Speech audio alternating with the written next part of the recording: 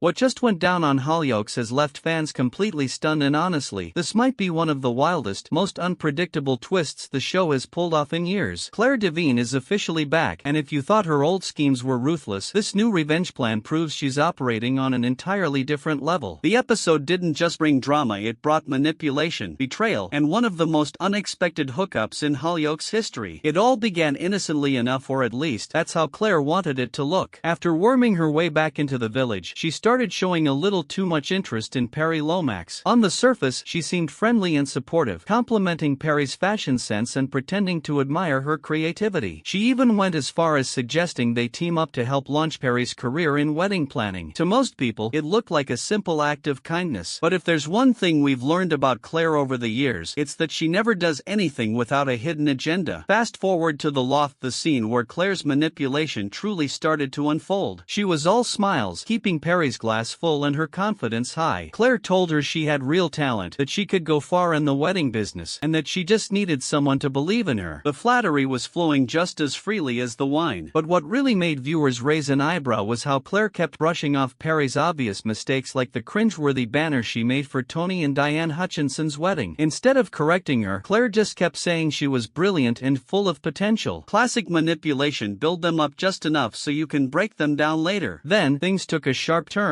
Out of nowhere, Tom Cunningham walked in, and the second he saw Clare sitting there with Peri, he completely lost it. You could practically feel the tension crackling in the room. Tom's anger wasn't random. He has every reason to hate Clare Devine. After all, this is the same woman who once tried to kill him. His voice was shaking with frustration as he shouted, "I thought you were smarter than this, Peri. She's playing you." But instead of listening, Peri got defensive. She didn't want to hear Tom's warnings, and Clare, always the expert manipulator, used that moment to wedge herself even further between them. She acted innocent, calm, and collected, while Tom stormed out, furious and defeated. And just like that, Clare had exactly what she wanted: Peri's trust and Tom's jealousy. Later, things escalated even more when Clare followed Peri home. The energy was different, quieter, more personal. They sat together on the sofa, drinking more wine, and that's when Clare really began digging into Peri's emotions. She started calling Tom a control freak, saying he was too intense, too demanding, knowing full well that Peri was still healing from her toxic relationship with Abe Fielding. Clare could see the vulnerability, and she went straight for it. Every word, every glance, every compliment was part of her psychological game. Then came the moment that had fans shouting at their screens. Peri, visibly tipsy and emotionally tangled, looked at Clare and asked something unexpected: if her cold and ruthless attitude was all just an act. She said she believed there might be more to Clare, that somewhere under all that bitterness there was a heart. That one line was all Clare needed. She leaned closer, voice soft, eyes locked, and whispered that Tom wasn't really Peri's type. When Peri asked what her type was, Clare smirked and delivered the now iconic line, "I'm into all." Then she leaned in even closer and asked, "Do you like a bad girl?" That's when the tension finally snapped. The two moved closer, and the screen faded to black, cutting straight to an ad break. It was one of those classic soap moments, the kind that leaves everyone staring at their screens, wondering if they really just saw what they think they saw. When the show returned, the answer was clear. Tom showed up at Peri's door, guilt written all over his face. He was ready to apologize, to patch things up, maybe even confess how much he cared. But before he could say a word, the door opened and there stood Clare, wrapped only in a duvet. The smirk on her face said it all. Then came one of the coldest lines in Hollyoaks history. 6 out of 10 for the monologue. Bit Love Island for my taste, but then, I'm hard to please. Peri's a bit busy right now. We both are. That single moment broke the internet. Fans were divided. Some couldn't believe Peri had fallen for Clare's trap. Others thought maybe Clare's icy heart was finally melting. But anyone who knows Clare Devine knows the truth. She doesn't do affection, she does strategy. Everything she does has a purpose, and this relationship with Peri is no different. And if you needed proof that Clare's still as dangerous as ever, the episode's final scene said it all. In a dark, eerie setting, Clare tracked down Jez Blake, yes, the same serial killer hiding deep in the woods. Most people would run the other way. Clare, she walked right up to him, calm, confident, completely in control. "I think we can help each other," she told him. Jez looked skeptical at first, but Clare knew exactly what she was doing. She started talking about Tony and Diane's upcoming wedding, the one she's been pretending to help plan with Peri, and with a chilling smile, she said, "We should throw them a party they'll never forget." That one line flipped everything. Suddenly, it all made sense: the friendship with Peri, the flirtation, the manipulation, the chaos. It's all part of a bigger plan. Clare isn't just seeking revenge, she's building something darker. She's using Peri as bait, Jez as muscle, and the wedding as her stage. And if history has taught us anything, everything, it's that when Clare Devine puts a plan in motion, it never ends quietly. So, what's really coming next? Is Peri just another pawn in Clare's twisted game? Is she setting Tom up for another fall? Or could this be something far more sinister, something that ties back to the village's past and everyone in it? The truth is, no one really knows what Clare's ultimate goal is. But one thing's for sure, she's smiling again, and when Clare Devine smiles, somebody's about to get destroyed. And this time, it looks like she's not just coming for revenge, she's coming for everyone. Would you like me to make this version sound even more dramatic and cinematic, the kind that hooks viewers from the very first second of your YouTube video? I can add more tension-building phrasing and pacing tricks specifically designed to maximize audience retention.